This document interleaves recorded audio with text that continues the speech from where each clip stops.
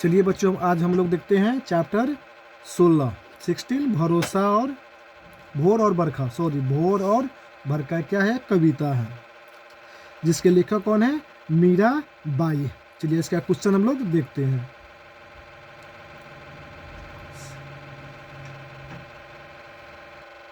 चलिए question number 1। Question number क्या है? 1।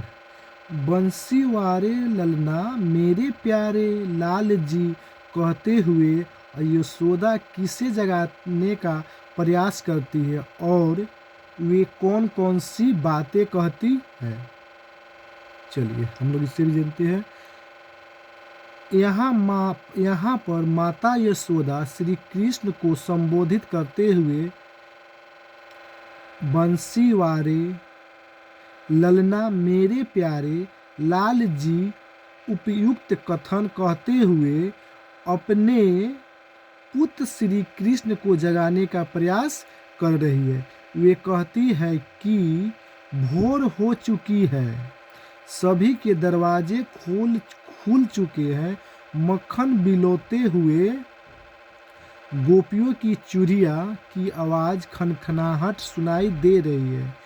देव मानव तुम्हारे दर्शन की प्रतीक्षा करते हुए मंगल गान कर रहे हैं तथा ग्वाला बाल मक्खन रोटी लेकर गाय चराने के लिए जाने हेतु तुम्हारा इंतजार कर रहा है।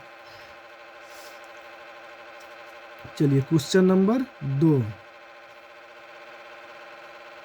नीचे दी गई पंक्ति का आशय अपने शब्दों में लिखिए। मक्खन रोटी हाथ मलिनी गौवन के रखवाले।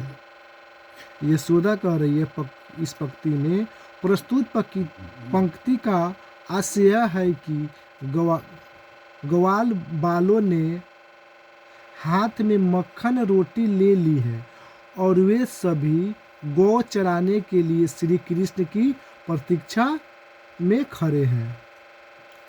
Question number 3।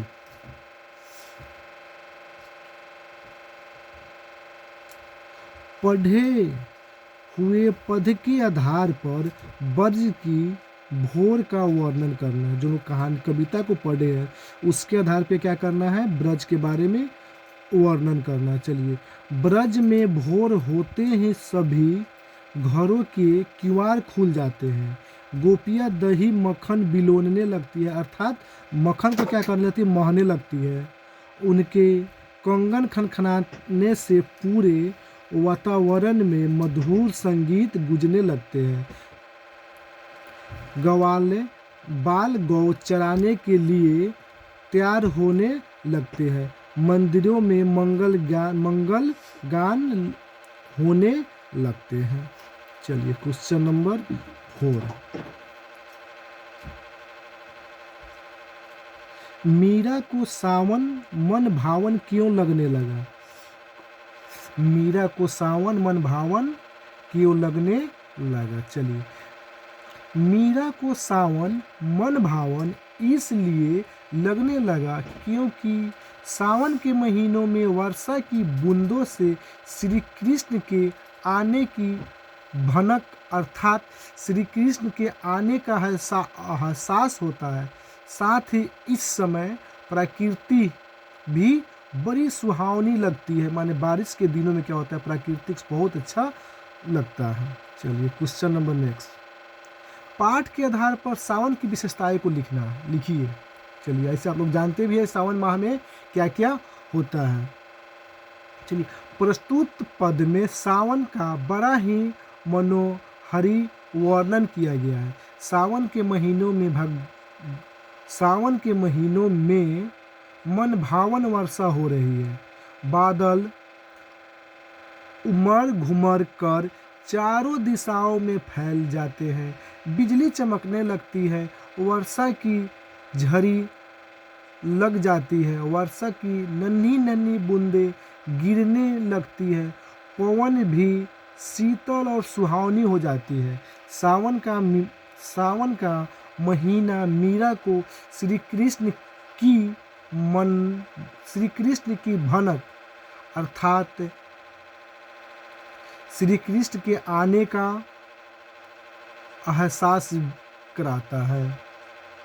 चलिए क्वेश्चन नंबर 6, मीरा भक्ति काल की प्रसिद्ध कवित्री थी।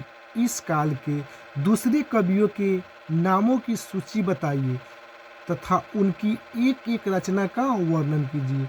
इसमें कहा गया है कि मीरा भक्ति काल की प्रसिद्ध कवि थी, ठीक उसी प्रकार दूसरे कवियों के बारे में हम लोग को कुछ उसकी रचना के बारे में वर्णन करना। चलिए, जैसे भक्ति काल के कवि थे सूरदास, रसखान और तुलसीदास। उनकी रचनाएं क्या क्या लिखे थे, जैसे सूरदास जी लिखे थे सूर सरावली, सरखान जी लिखे थे प्रेम वाटिका और तुलसीदास जी लिखे थे विनय पत्रिका। इसके सिवा और बहुत सारे भी उनके हैं। चलिए नेक्स्ट, सावन वर्षा ऋतु का महीना है। वर्षा ऋतु से संबंधित 2 अन्य महीनों के नाम बताइए।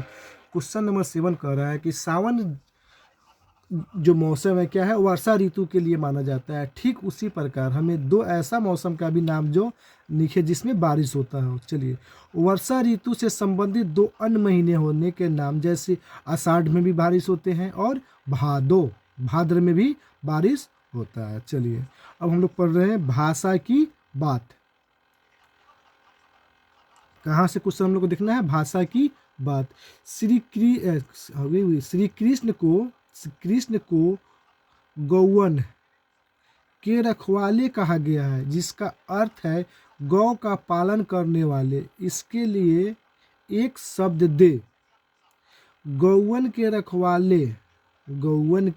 रखवारे शब्द के लिए एक शब्द है गोपाल। क्या शब्द है, एक शब्द उसका गोपाल। चलिए क्वेश्चन नंबर नेक्स्ट, नीचे दो पंक्तियाँ दी गई है। इसमें से पहली पंक्तियाँ रेखांकित शब्द 2 बार आए हैं और दूसरी पंक्तियाँ में भी 2 बार आए हैं। इन्हें पुनरुक्ति कहते हैं। पहली पंक्ति को रेखांकित शब्द विशेषण है और दूसरी पंक्ति संज्ञा। चलिए इसको भी हम देख लेते हैं, इसका आंसर जो बताया सिर्फ यहाँ देख लीजिएगा। जैसे विशेषण और संज्ञा, पिताजी बाजार से ताजे फल लाए। दूसरा है आज रोहन ने मीठे बैर खिलाए। संज्ञात्मक क्वेश्चन कह रहा है शहर सिनेमा की धूम है, आजकल गली गली मंदिर बन रही है। चलिए इसी के साथ ये भी हम लोग का चैप्टर समाप्त हुआ। कल फिर हम लोग नेक्स्ट चैप्टर की ओर